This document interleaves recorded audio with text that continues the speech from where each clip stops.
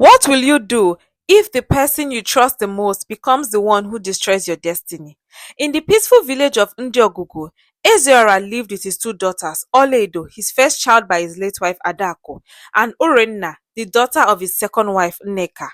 Adako had died young, leaving all her motherless at only 5. Ezeora, broken with grief, remarried Nneka a year later. At first, things seemed peaceful. Oledo and Urena grew up sharing toys, school books, and afternoon mangoes.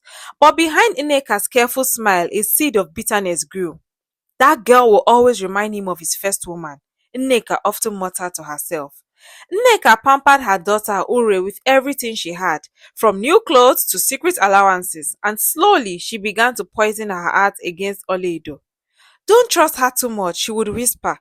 She may act sweet, but she's not your blood. Her mother was a witch. Oledo was a top student, the kind of girl who always had her nose in a book. Urenna, bold and beautiful, was the center of attention, funny, dramatic, and full of flair. But deep down, Ure hated her father.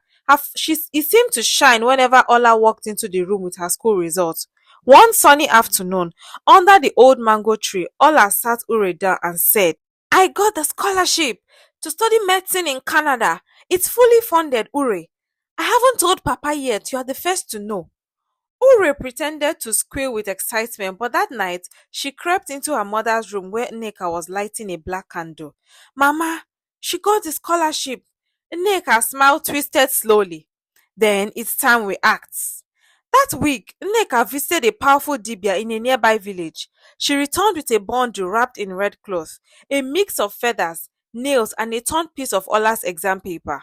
At midnight, she and Ure placed the charm beneath Ola's mattress. They burned her travel documents and soaked them to ashes in a bottle of palm oil.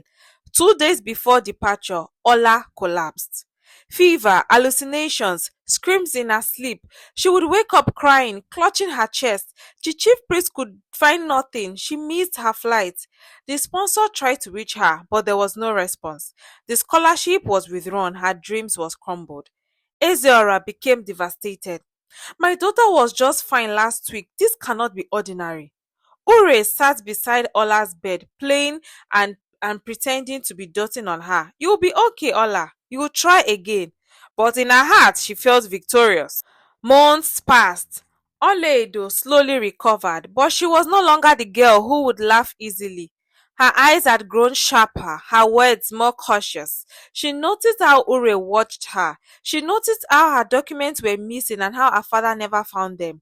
But she said nothing.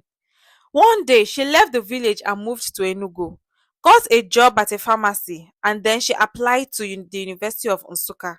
She was accepted for pharmaceutical sciences. She worked night shift and sold skincare online and lived in a cramped hostel.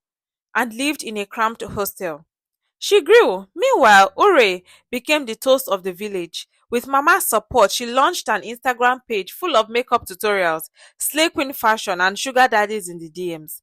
Her life looked glamorous, but her soul remained hollow.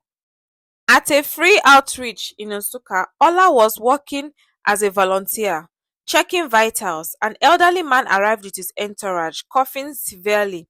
She attended to him personally. Her kindness, attention to detail, and sharp medical knowledge impressed him.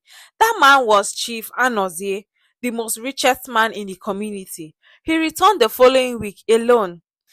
They talked, then again and again. From conversations came admiration, from admiration, affection, and within a year, he proposed.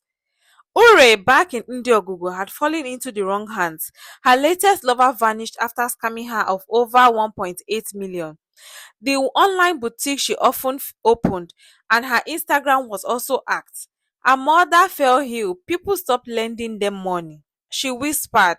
She heard whispers. Wetin dem do Ola? They backfire now.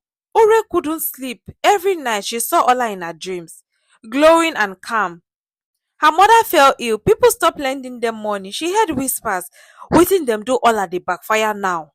Ore couldn't sleep. Every night she saw Ola in her dreams, glowing and calm, calling her name. 6 years after she left Ndiogugu, Ola returned. Three black SUVs. 6 years after she left Ndiogugu, Ola returned. Three black SUVs pulled in the village Three black SUVs pulled up in the village square. From the front car stepped a tall man in a white agbada, Chief Anozie, and beside him Oledo, radiant in a flowing lace gown. The village buzzed. Ola don marry Chief Anozie, the richest man in this part. Ezra cried tears of joy when he saw his daughter. That night, a feast was thrown in their honor. The next morning, Ola returned to the house where it all started. Ure came out, destabilized, shocked, and speechless. Ola! I didn't mean to. It was Mama. I. I. Ola looked at her, quiet, powerful. You did. You knew, but I forgive you. I have no more room for hate. She placed a brown envelope on the table. There's 500,000 naira in there. Start a life if you still have one. Ure wept. Months later, Ola and Chifanoze launched the Adaku Foundation, named after her late mother. They built clinics. Wow. Everybody was so happy. And also, they built schools around the region. Ore opened a small saloon in Enugu, quietly earning a living. Her mother died a year later with no charms by her side. The mango tree in the family compound bore fruits again. Blood had turned enemies, but from the ashes, one sister rose. Moral lessons. Envy may delay destiny, but it cannot stop it. Those who plant evil often reap ruin. Silence can be strength, and forgiveness is freedom. Hi, besties. Thank you for watching my story again. Thank you so much. Please subscribe to my YouTube channel. This is Zita's African Tales. I'm new here on YouTube. Please subscribe to my channel for more beautiful stories. See you in my next story. Bye.